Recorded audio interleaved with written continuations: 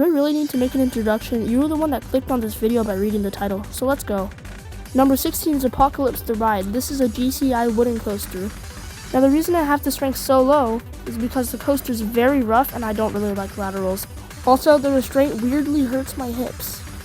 Also, the second half of the layout isn't that good.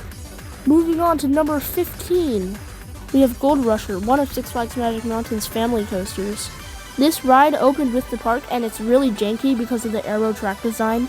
And it's a fun little ride. Usually when I'm walking past it, I usually decide, hey, let's go on this and not wait in the long line for the other big coasters.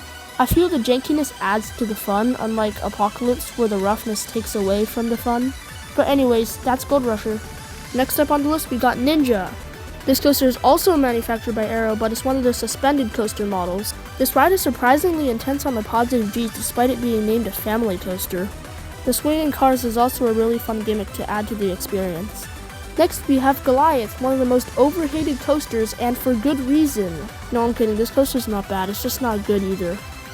Anyways, this is a Giovanola Twister Hyper Coaster, one of 2 in the whole world. And this coaster's kinda lame, but what do I even have to say that hasn't already been said? Other than the valley of the ramp having more positive G's than the last 2 legs. Anyways, moving on! Next up is Scream. This is the first of many B&Ms on this list. This model is called the Floorless Coaster, which means that there is no floor. But anyways, I just find this coaster kind of forceless.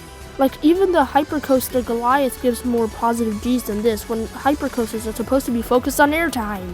But because of the coaster being so forceless, it actually gives some decent float on the tops of most of the bigger inversions. Except the Cobra Roll, that's kinda mid. Now one thing I didn't mention about Scream is that it's one of the most forgetful rides in the world. I didn't say that until Batman, because Batman also is one of the most forgetful rides in the world. But I still rank Batman over Scream just because it has better forces. Like way better forces. This thing makes me gray out every time I ride it. The vertical loops give great positive G's, the zero G roll gives some great laterals, and the corkscrews give very good whip.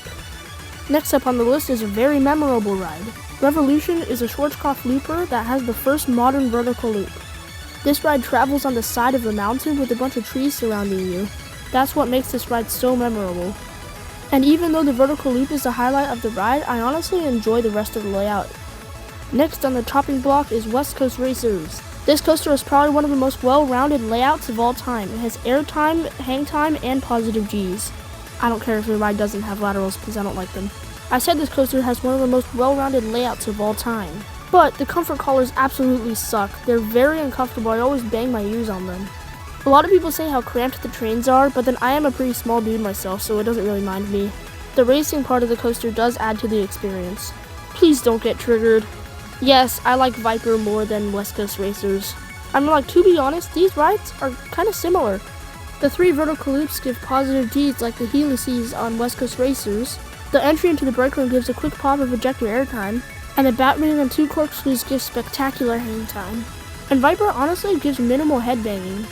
I haven't ridden full throttle, but this is most likely where I'd put it. Judging by the hang time on the vertical loop, the backwards launch, and the drop off the loop. Next up is Riddler's Revenge. This is a B&M stand-up coaster, and I absolutely love this thing.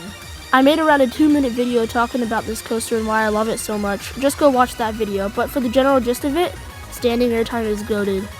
I also haven't ridden this coaster for some reason, but I'm guessing this is where it would place. That pretzel loop looks insane. Next up on the list is my guilty pleasure, Wonder Woman Flight of Courage. This is an RMC Raptor coaster. It's one of their bigger models. I know the airtime on this coaster isn't as strong as something like Twisted Colossus, but it more than makes up for it with the long ride time and the great quantity of that airtime. And the restraints don't bother me at all. I also haven't ridden this coaster, but this is where I guess I'm going to place it, because I can't place anything above Twisted Colossus. And if you haven't guessed it already, my number 1 coaster at Magic Mountain is Twisted Colossus. Honestly, this coaster and Wonder Woman Flight of Courage are interchangeable.